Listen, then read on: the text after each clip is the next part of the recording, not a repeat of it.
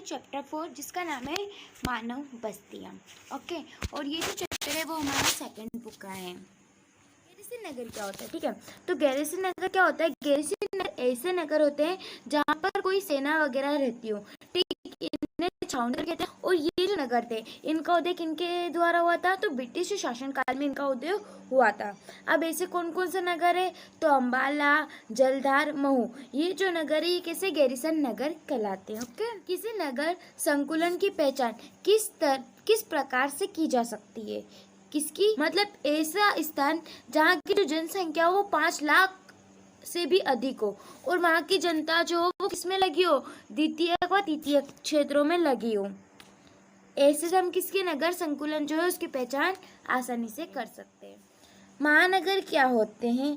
ये नगरीय संकुलन से किस तरह से भिन्न है? अब महानगर क्या है? अभी हमने नगरीय संकुलन पढ़ा कि नगरीय संकुलन क्या था, वो हमें महानगर देखना है कि महानगर क्या होता है। पहले तो हम पढ़ते कि महानगर क्या होता है। ठीक है, तो महानगर क्या होता है? 10 लाख से 50 लाख वाली जनसंख्या वाले नगरों को महानगर कहा जाता है।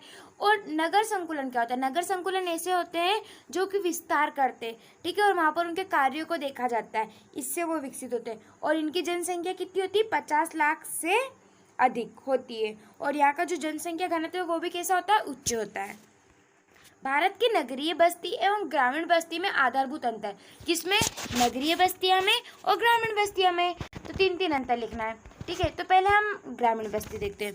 तो ग्रामीण बस्ती में क्या होते हैं? यहाँ के लोग अपने जीवन यापन के लिए अधिकतर प्राथमिक क्रियाओं पर निर्भर होते हैं। गाँव के जो लोग होते हैं वो अपने जीवन यापन करने के लिए किससे जुड़े रहते हैं?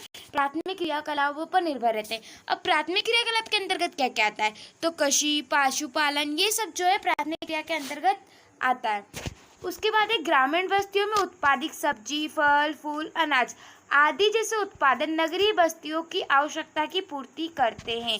ग्रामीण क्षेत्रों के जो लोग हैं वो नगरों में जो भी आवश्यकता होती है उनकी फल फूल, ठीक है, इनकी क्या करती है? आवश्यकताओं की पूर्ति भी करते हैं।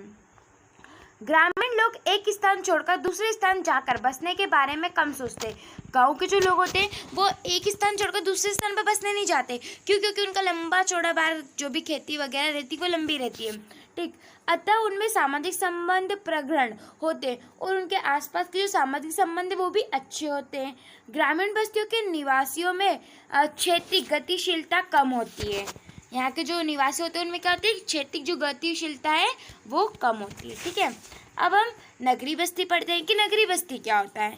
तो नगरीय बस्ती में द्वितीयक व तृतीयक तथा विभिन्न प्रकार की सेवाओं की प्राथमिकता रहती है। अभी हमने ग्रामीण क्षेत्रों में पढ़ा। ग्रामीण क्षेत्रों में क्या होता है? लोग प्राथमिक क्रियाकलाप में लगे रहते हैं, लेकिन यहाँ पर द्वितीयक क्रियाकलाप में क्या रहते हैं? लोग लगे रहते हैं। नगरीय बस्तियों के विनिर्माण उद्योग के उत्पादन ग्रामीण बस्तियों में बस जाते हैं। परिवहन एवं संचार माध्यम के जरिए यह कार्य संपन्न होता है। बस्तियों में जो भी विनिर्माण होता है, मतलब गाँवों से क्या होता है? कच्चा माल आता है, लेकिन नगरों में क्या होता है? उसका विनिर्माण होता है और फिर वो कहाँ पर जाता है? गाँवों में जाता है। किसके द्वारा? परिवहन व संचार के माध्यम से। शहरों में क्षेत्रीय गतिशीलता अधिक पाई जाती है, अर्थात लोग एक जगह जाकर बस जाते हैं। यहाँ पर क्या होती है? एक जगह जाकर अलग सबसे दूर जाकर बस जाते हैं यहाँ के लोग। इनमें सामाजिक संबंध नहीं होता अच्छा। जैसे कि गांव में लोग क्या होते हैं? बहुत सारी पहचान होती है, लेकिन नगरों में ऐसा नहीं होता। ओके, कोई नगर नगरीय संकुलन कब बन जाता है? अब कोई नगर नगरीय संकुलन कब बनता है? तो कोई नगर नगरीय संकुलन बन जाता है जब इसमें से किसी एक का समावेश होता है। ये जो है इसमें से एक का समावेश होगा जब वो क्या बन जाएगा? नगरीय संकुलन बन जाएगा। तो ये क्या क्या है? नगर है वो उसके संलग्न विस्तार, मतलब नगर और उसका विस्तार। ठीक है, विस्तार सहित या बिना विस्तार के 2 या 2 से अधिक नगर मिल जाते हैं। बिना विस्तार के भी जब 2 या 2 से अधिक नगर आपस में मिल जाते हैं तो भी क्या होता है? नगर संकुलन होता है।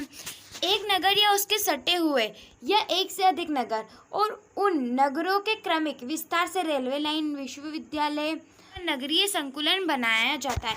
इन सब चीज़ को क्या करते हैं? सारी चीज़ों को साथ में लेकर क्या बनाया जाता है? नगरीय संकुलन बनाया जाता है। ओके, आई होप आपको समझ में आया हो क्वेश्चन। अबे पल्ली बस्तियाँ क्या है? भारत में किन्हीं 2 क्षेत्रों के नाम बताइए। क्या बोल रहा है कि पल्ली बस्ती क्या क्या है और भारत में किन्हीं 2 क्षेत्रों के नाम बताइए जहाँ पर पल्ली बस्ती पाई जाती है। तो ये पल्ली बस्तियाँ क्या होता है, तो ये बस्तियाँ जो किसी बड़े नगर से अलग छोटे छोटे समूह में बसती है। मतलब कोई बड़ा नगर है, इससे अलग छोटे छोटे समूह में बसती है, ऐसी बस्तियों को क्या कहते हैं, पल्ली बस्ती कहते हैं।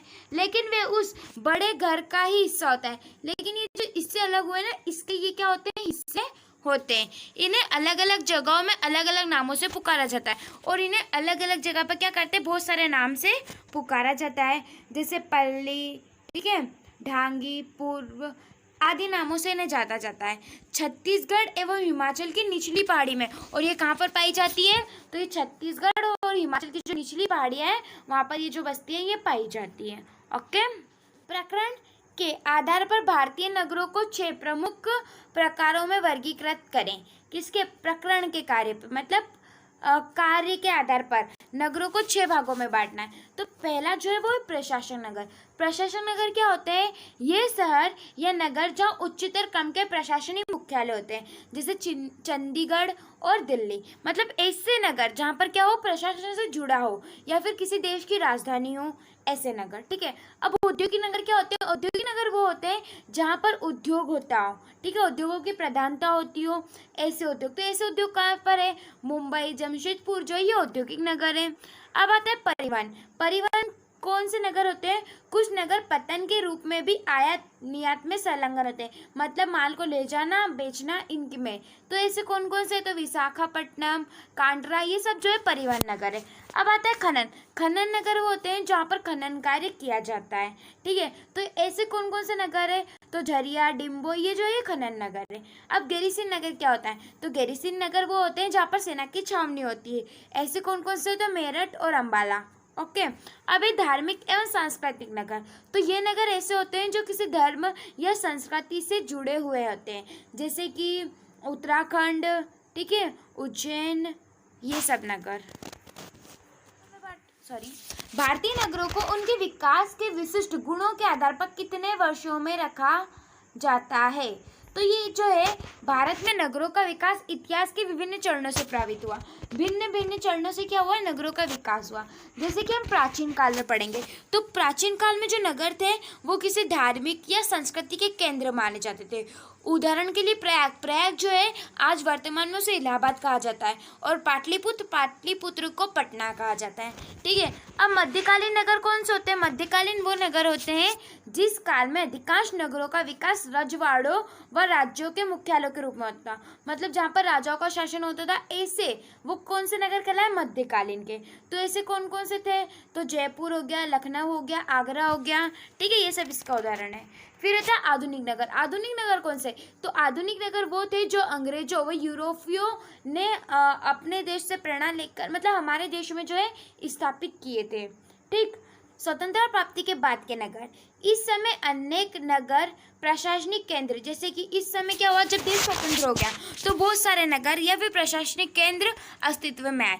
तो ऐसे कौन कौन से नगर है, तो ऐसे चंडीगढ़, ठीक है, भुवनेश्वर, दुर्गापुर, भिलाई, ये सब जो है ये स्वतंत्रता के बाद के जो नगर है वो विकसित में आए। ओके, आई होप आपको पूरी वीडियो अच्छे से समझ में आई। हमारा जो चैप्टर था वो यहीं ख़त्म होता है। इसमें जो भी मोस्ट इम्पोर्टेंट क्वेश्चन थे हम पढ़ चुके हैं।